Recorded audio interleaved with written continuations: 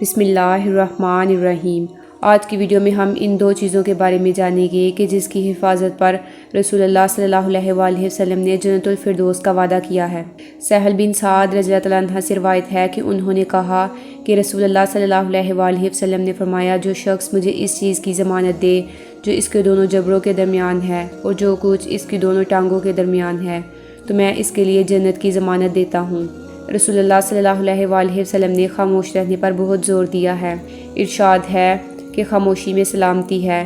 نیز فرمایا، زبان کو اچھی بات کے سوا ہر چیز سے روک لے۔ ایک دوسرے موقع پر فرمایا، جو شخص اللہ اور آخرت پر یقین رکھتا ہے اسے چاہیے کہ اچھی بات کہے ورنہ خاموش رہے۔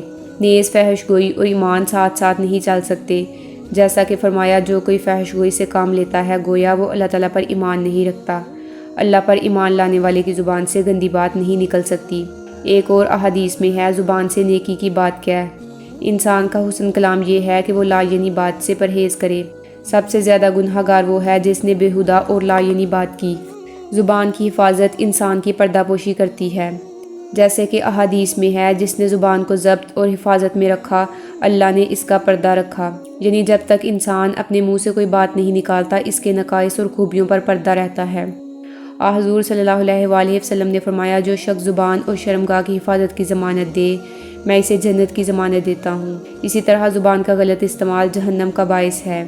ایک صحابی فرماتے ہیں کہ رسول اللہ صلی اللہ علیہ وآلہ وسلم نے مجھے فرمایا، کیا میں تمہیں نہ بتاؤں کہ دین کا سر آغاز، پایا اور بلندی کیا ہے؟ میں نے کہا، ہاں یا رسول اللہ۔ آپ نے فرمایا، دین کا سر آغاز کلمہ، اس کا پایا نماز اور اس کی بلندی جہاد ہے۔ پھر فرمایا، ان کا قوام نہ بتاؤں؟ میں نے عرض کیا، ہاں یا رسول اللہ۔ آپ نے اپنی زبان پکڑی اور فرمایا، اس کو یہاں تک روک رکھ۔ میں نے عرض کیا، یا رسول اللہ، کیا ہم زبان کی بابت پکڑے جائیں گے؟ فرمایا، تجھے تیری ماں کھوئے، لوگوں کو آگ میں منہ کے بل ان کی زبانوں کی فحش گوئی کے سوا اور کوئی چیز نہیں گرائے گی۔ حضور صلی اللہ علیہ وآلہ وسلم کا ارشاد ہے، خاموش رہنا 60 سال کی عبادت سے بہتر ہے۔ انگریزی مقولہ ہے، اگر بات کرنا چاندی ہے تو خاموش رہنا سونا ہے۔ زبان کے ذریعے ہی انسان معاشرے میں اچھا مقام حاصل کر سکتا ہے۔ حضور صلی اللہ علیہ وآلہ وسلم نے فرمایا، جو زخم زبان سے لگے گا وہ کبھی منمل نہیں ہوگا، لیکن تلواروں کے زخم منمل ہو جاتے ہیں۔ زبان کو قابو میں نہ رکھنے سے بے شمار آفات اور برائیاں پیدا ہوتی ہیں جو انسان کی روحانی، معاشرتی اور اخلاقی زندگی پر برا اثر ڈالتی ہیں۔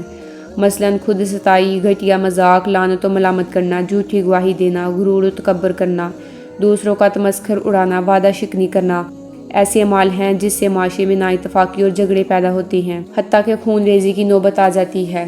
زبان کے غلط استعمال سے ان کی دنیا و آخرت تباہ ہو کر رہ جاتی ہے۔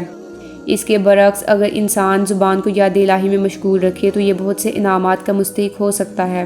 زبانی عبادات مالی عبادات سے بڑھ کر ہیں۔ انسانی اصطلاح کے لیے اکثر بزرگان دین زبانی ذکر کا ورد کراتے ہیں۔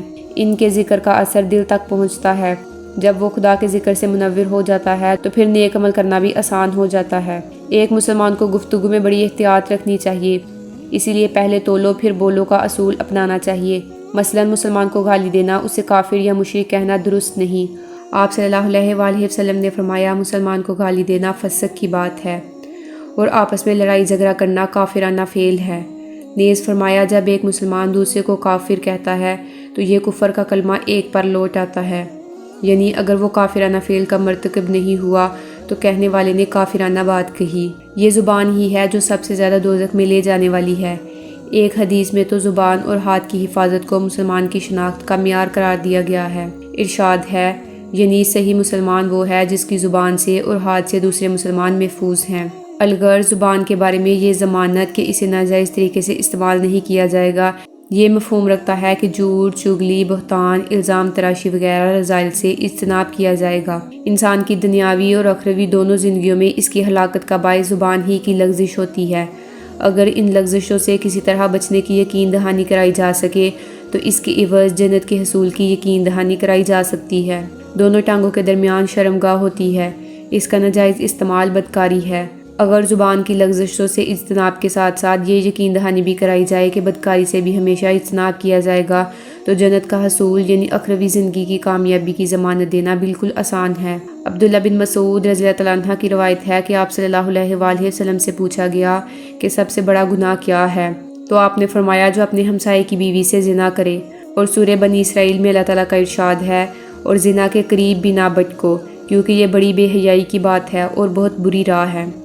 رسول اللہ صلی اللہ علیہ وآلہ وسلم سے متعدد احادیث میں زنا کی برائی اور اس جرم کی مذمت مروی ہے۔ چنانچہ حضرت ابو ہریرہ رضی اللہ عنہ سے مروی ہے کہ زنا سے تنگ دستی پھیلتی ہے۔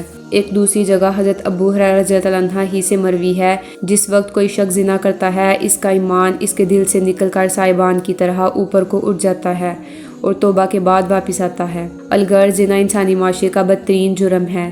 زنا انسان کی معاشرت، تہذیب اور اخلاق پر ظلم ہے۔ اس فعل کا اخلاقاً برا ہونا اور مذہباً برا ہونا ایسی چیز ہے جس پر قدیم زمانہ سے آج تک تمام انسانی معاشرے متفق ہیں۔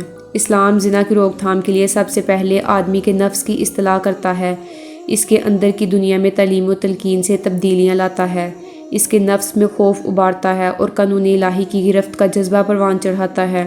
اس کے بعد اسلام معاشرے میں نکاح کی ممکنہ سہولتیں فراہم کرتا ہے، غضب البصر کا حکم دیتا ہے، جاہلیت یعنی بناؤ سنگار جسم کی غیر اخلاقی نمائش سے منع کرتا ہے اور لوگوں میں سنجیدگی، وقار اور خوف الہی پیدا کرتا ہے۔